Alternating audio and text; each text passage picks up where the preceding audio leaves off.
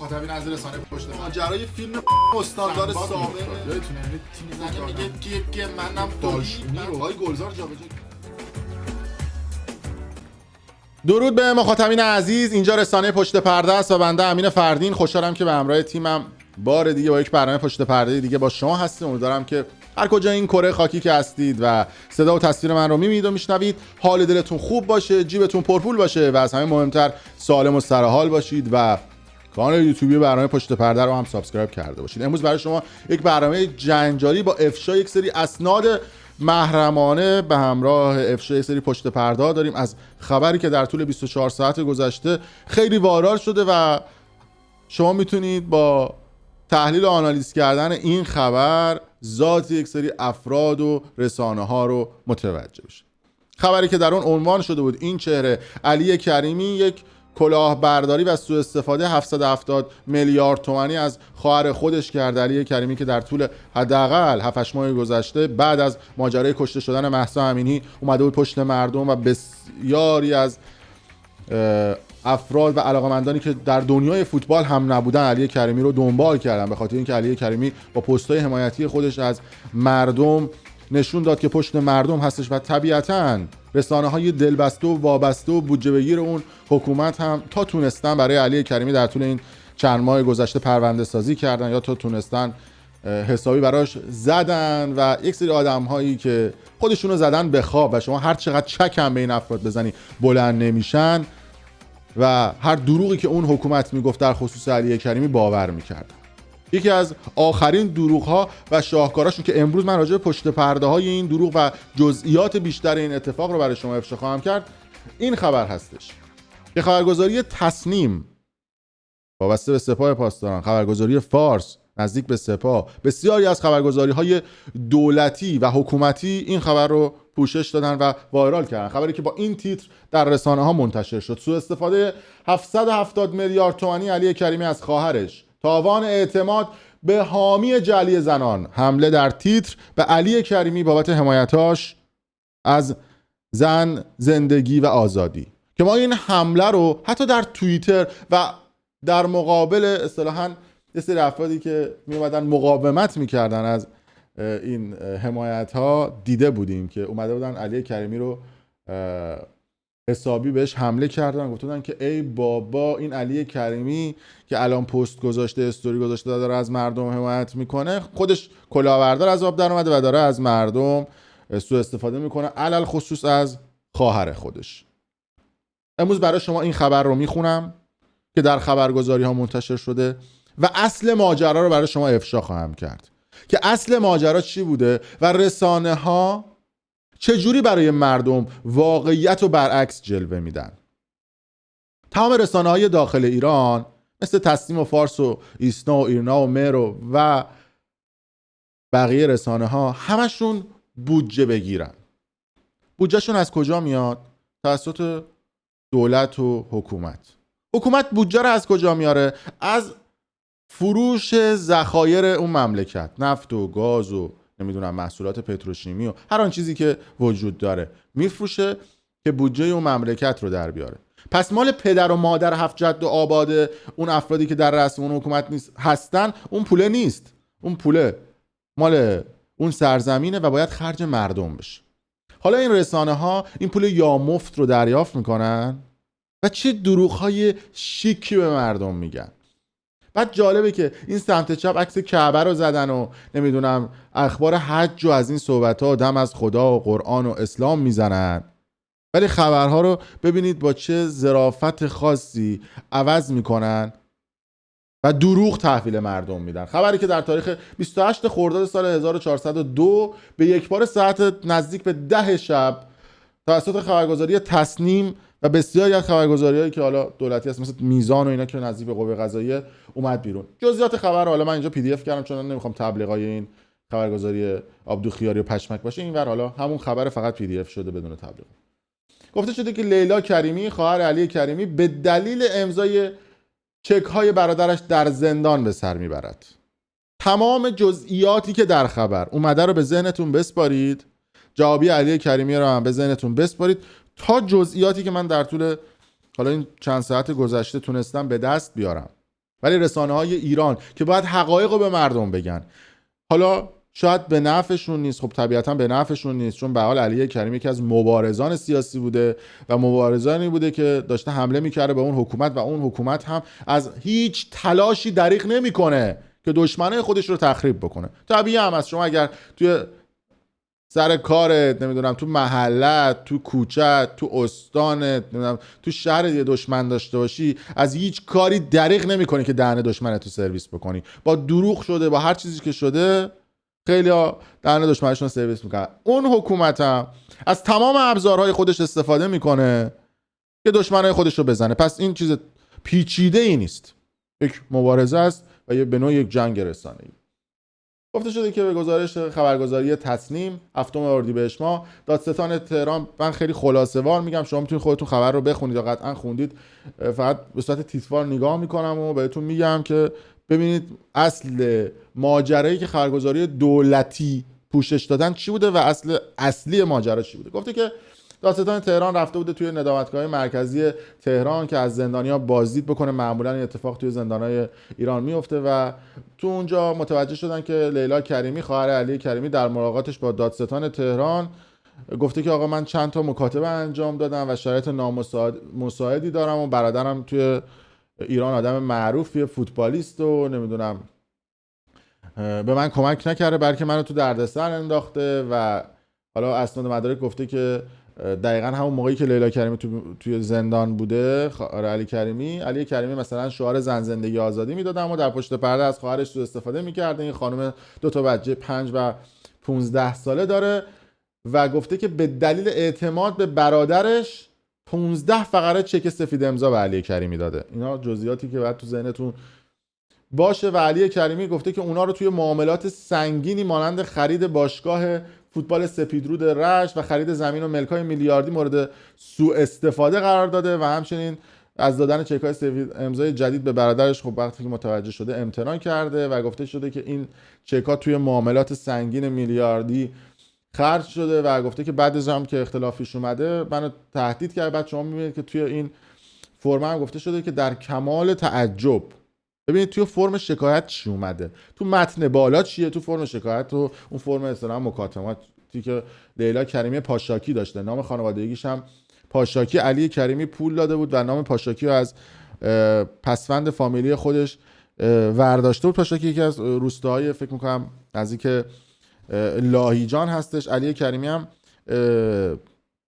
اون خب به حال وضع مالیش هم خوب بوده و اومده بوده این کار کرد و اسمش اصلیش هم محمد علی کریمی پاشاکی بوده. خلاصه گفته که در کمال تعجب مرا تهدید به برگشت چک سفید امضا با درج وجه در صورت عدم همکاری با آنها نمودند.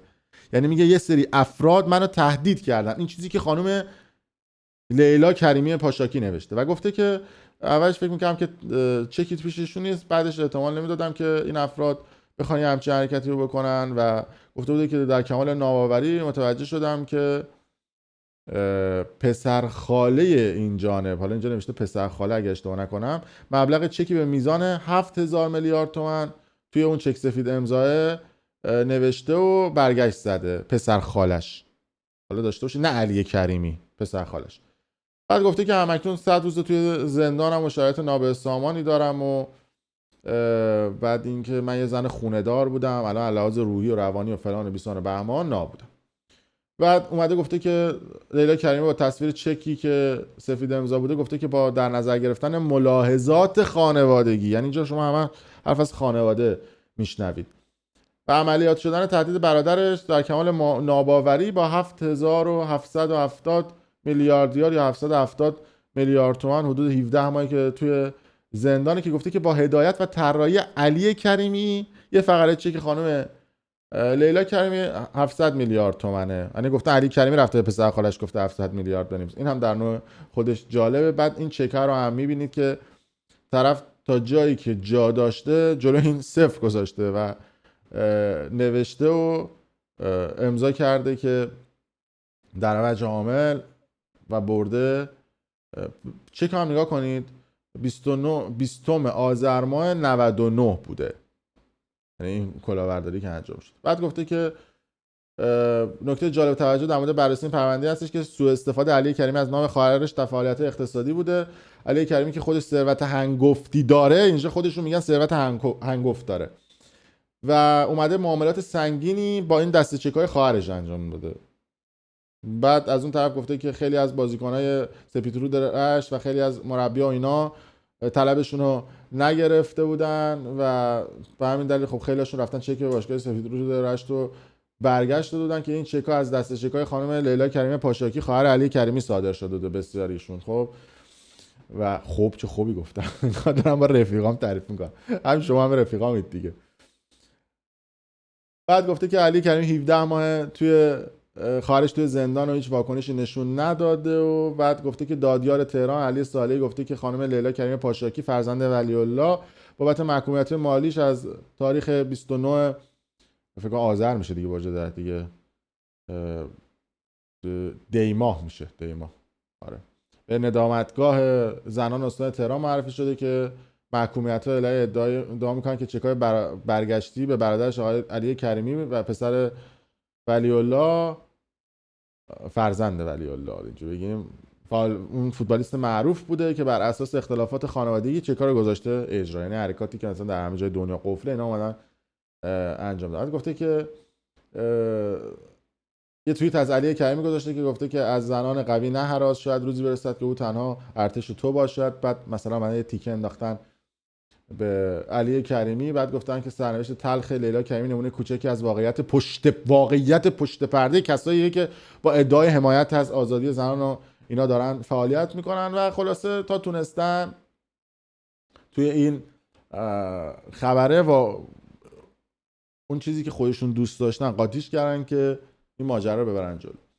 و حتی بسیار از کسایی که توی توییتر هستن اومدن مثلا گفتن که این جانب، یعنی واکنششون دادن به خبرگزاری میزان و گفتن که آره علی کریمی این کلاهبرداری رو کرده. بسیار از افراد پر ادعا در توییتر که ادعاشون چیز خر هم پاره میکنه و فکر میکنن که در همه مسائل اطلاعات و آگاهی رو دارن تو توییتر، همشون فیلسوفن و همشون هم 2 دقیقه دیگه میخوان برن بشن پادشاه ایران. یعنی یه وضعیتی تو اونجا هست 100 نفر ادعای پادشاهی دارن، حالا ما کاری نداریم، اون بحث‌های توییتری خودشونه. خلاص اومدن حمله کردن به علی کریمی بدون اینکه بدونن اصل واقعیت چیه. و جالبه همون آدم‌هایی که به علی کریمی میگفتن حکومتی، خودشون خبرگزاری‌های حکومتی داخل ایران رو رفرنس قرار میدن برای تخریب یه نفر دیگه. این هم در نوع خودش جالبه. و حالا اینجا اومده اشاره کرده. و بعد از اون هم علی کریمی در توییتی بالاخره واکنششون داد نسبت به این قضیه. گفته که همیشه و در همه حال، به واکنش علی کریمی هم دقت بکنید تا پشت پرده کل این ماجرا براتون افشا بکنم. گفته که همیشه و در همه حال هدفم مبارزه با فساد بوده و هست و خواهد بود. از همین تریبون اعلام میکنم هر کدام از اقوام درجه 1 و دوستان نزدیکم باعث گزند و آسیب فرد دیگری در جامعه شده است، اشد مجازات رو برای اون فرد خاطی خواست دارم. بعد نشونم یه تیکه از اون خبرگزاری فارس هم بهش اشاره کرده و گفته که بولتن محرمانه خبرگزاری فارس گفته که مولا عبدالحمید نباید بازداشت بشه ولی باید بی‌آبرو بشه. یعنی دقیقاً گفته که اینها، یعنی افرادی که توی اون حکومت و سیستم هستن، قصد بی‌آبرو کردن من رو دارن. اما اصل ماجرا چی بوده؟ تا اینجا خبرگزاری های دلبسته و وابسته و اکانت های سایبری و پول بگیر و باج بگیر و بودجه بگیر اومده بودن گفته بودن که علی کریمی سر خواهر خودش 770 میلیارد تومان کلاهبرداری کرد. اما اگر نگاه بکنید به جزئیات این خبر، تو تمام اخبار تاریخی رو میبینید مثل سال 99، سال 1400 و 1401. تاریخایی که علی کریمی هنوز داخل ایران بوده. تاریخایی که چک ها برگشت خورده مربوط به سال 99 و سال 1400 بوده. اگر علی کریمی کلاهبرداری کرده و سوء استفاده کرده، چرا همون موقع این قضیه رسانه‌ای نشده بوده؟ تا حالا این قضیه براتون سوال شده؟ چرا علی کریمی ممنوع الخروج نشده بوده از کشور؟ و چی شده به یک باره الان یادشون افتاده یه پرونده 1 سال پیش موجود بوده؟ اصل ماجرا رو میخوام بهتون.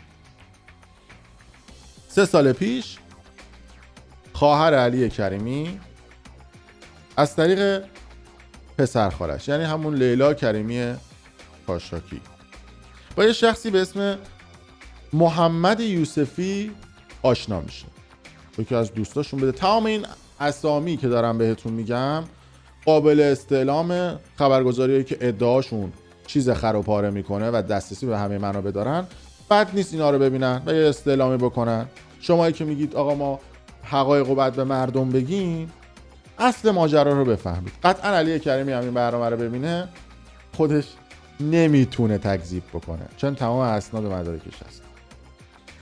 میاد لیلا کریمی که خواهر علی کریمی بوده از طریق محمد یوسفی میان یه شرکتی رو اصطلاحاً راه اندازی میکنن به اسم شرکت صادرات برنج لاهیجان.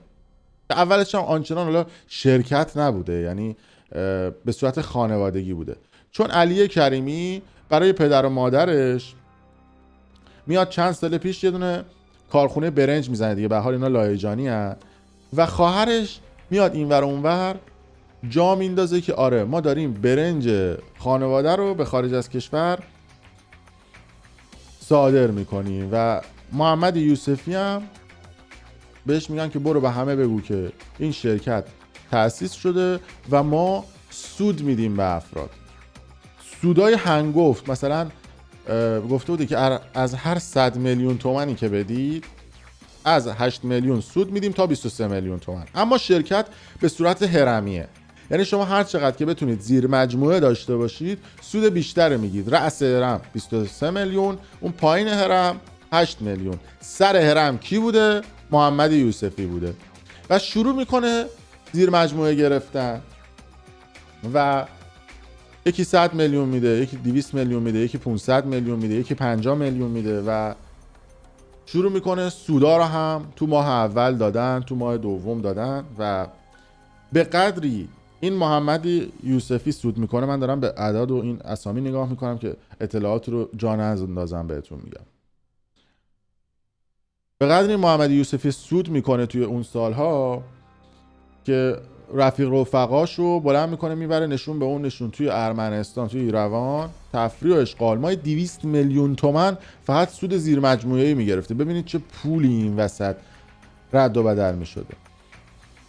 محمد یوسفی زنگ میزنه به فرشید کریمی برادر علی کریمی، این چهره که فرشید کریمی هم سابقه بازی تو پرسپولیس داره، الان فکر میکنم خارج از ایران امریکا یا کانادا زندگی میکنه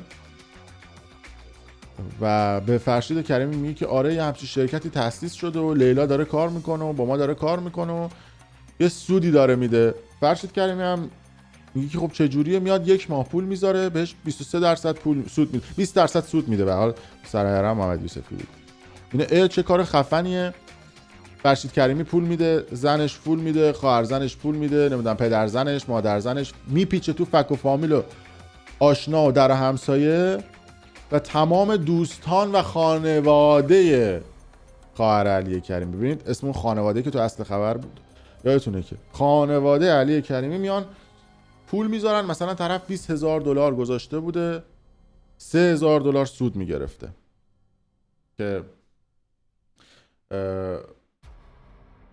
دوستان دارن به من اشاره میکنن از اتاق فرمان، میگن این محمد یوسفی پسرخاله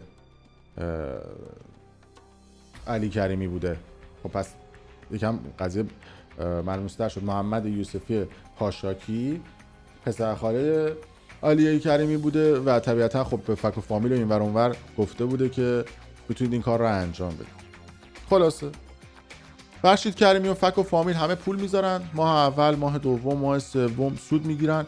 بعد از ماه چهارم یهو محمد یوسفی میاد میگه که پسرخاله لیلا میاد میگه که آره فصل برداشت برنج ما 50% سود میدیم.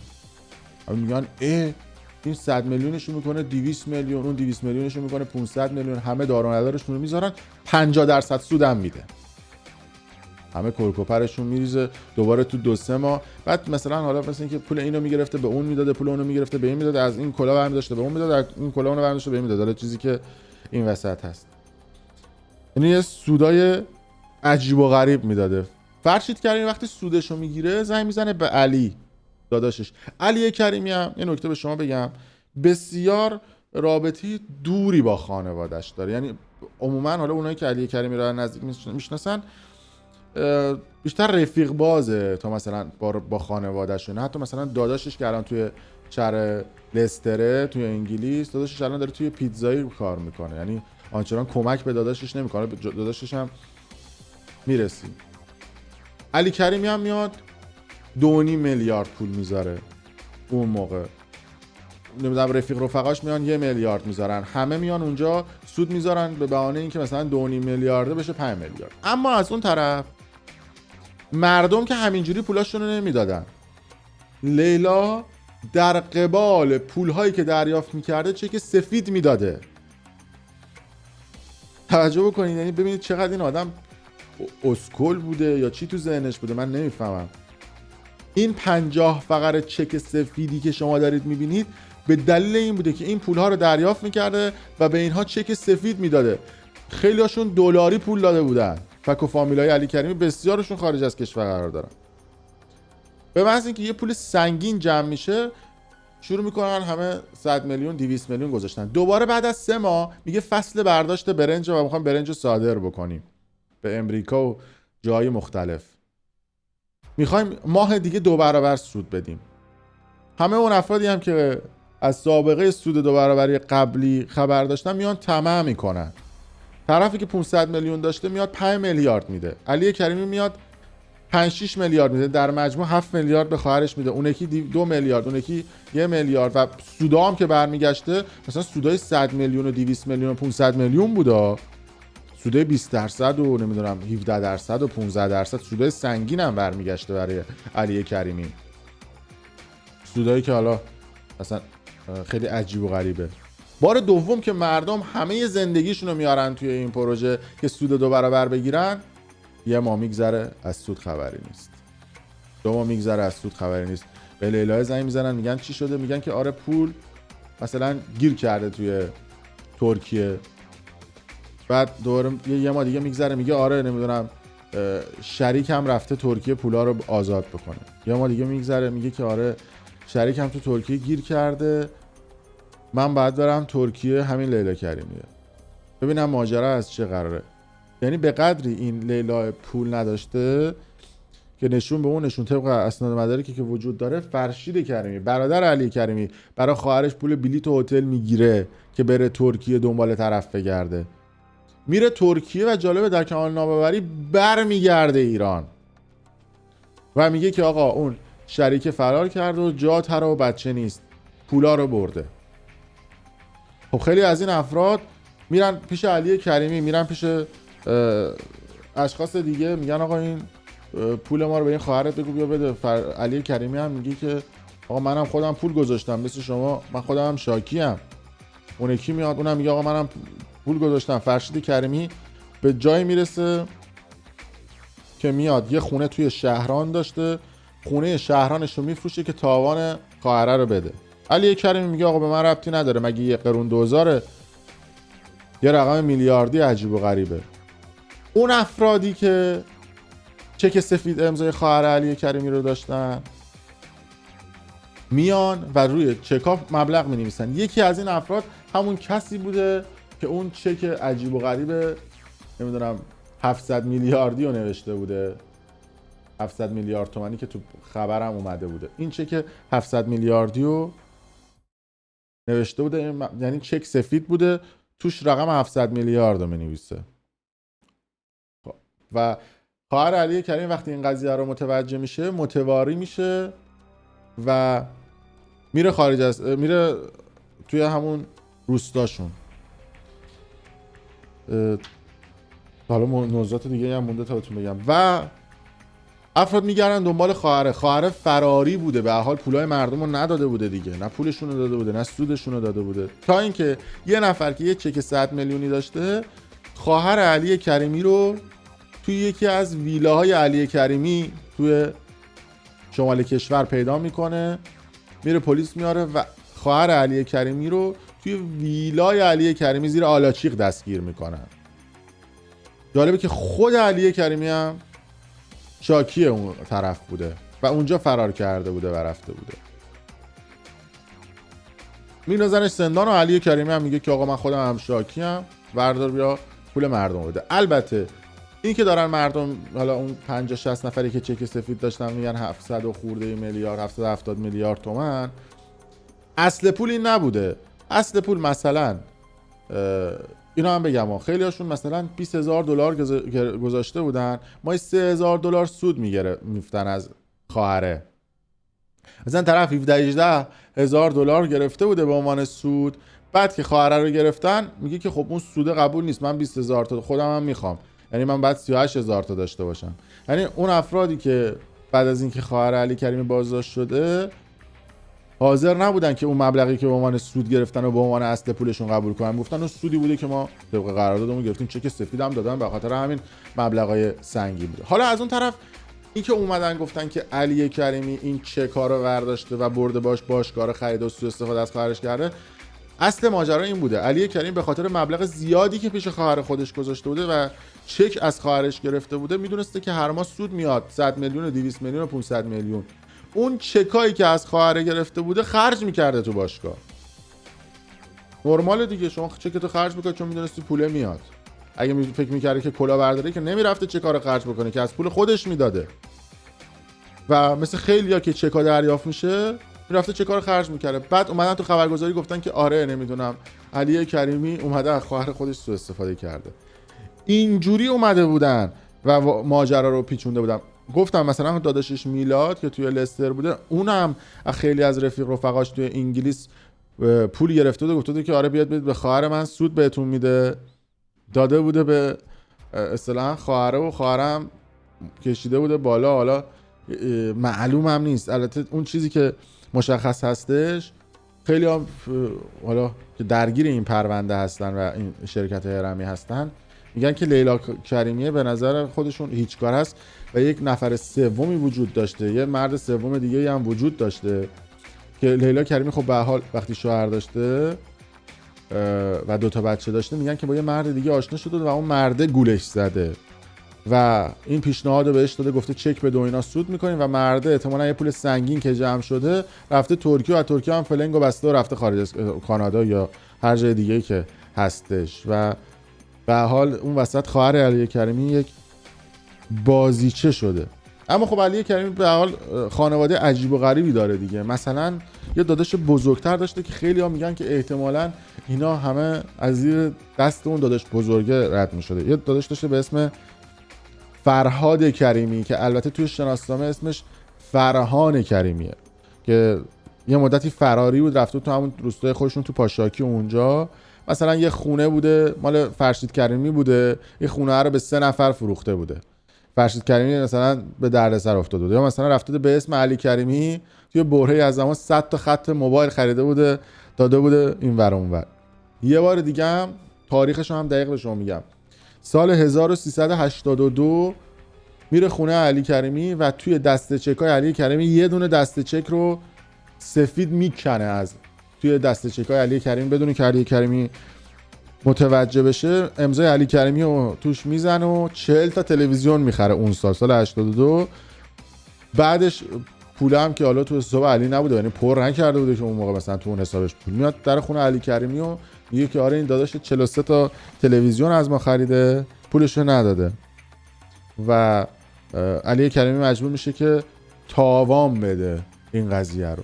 خیلی ها میگن که شاید توی این قضیه داداش بزرگه علی وجود داشته. برای همینه که علی کریمی تو توییتش میگه که آقا هر کسی هر کاری کرده برید خفتش کنید، چون خودش هم پولش درگیره. اتفاقا میگه که دمشون گرم، این خبر اومدن رسانه‌ای کردن که پشت پرده این اتفاقا بیاد بیرون، پول همه به پولشون برسن.